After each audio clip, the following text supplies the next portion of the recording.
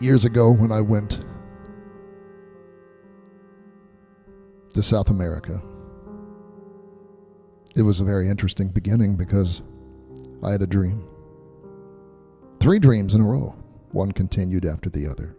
Sort of like I just had 2 last night and I can only remember the first. But I had 3 dreams that took place over several days. And I met a Guarani Indian in the rainforest, and he showed me something, etc. And lo and behold, within a week, I was invited to give the first workshop in family therapy in the country of Paraguay.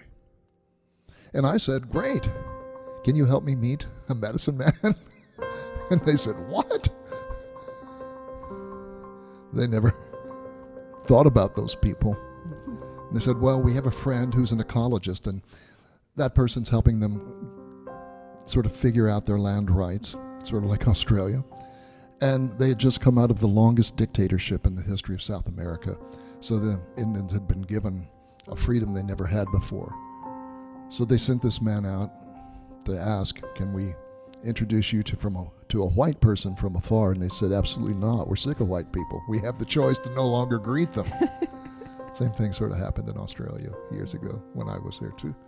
So anyway, long story. I thought it wasn't going to happen, so I did my family therapy workshop, and in the middle of the second day, a barefoot young boy just walked into the building. And he came up to the stage and told the translator, my father sent me to say, there's a man here who dreamed him. Yeah. So, I was like... Must have really shocked people in the room. Yeah. I felt small. I felt mystery was way over my head.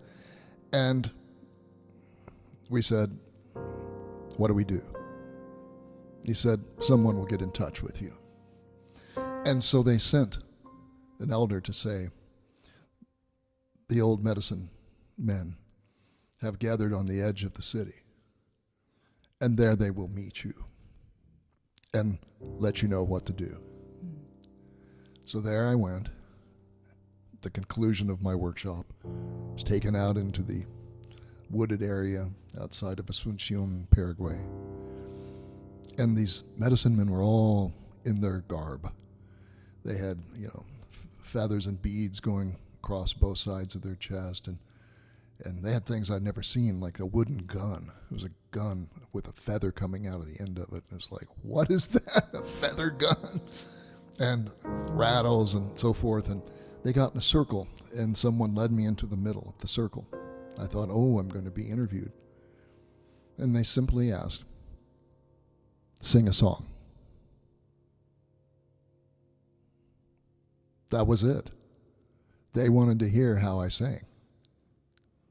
And so when we're talking to you how you sing to the plants, and how that's 2.5 years from now that leads to the 5 years or whenever that you're singing to whatever you're singing to after that, wherever spirit leads.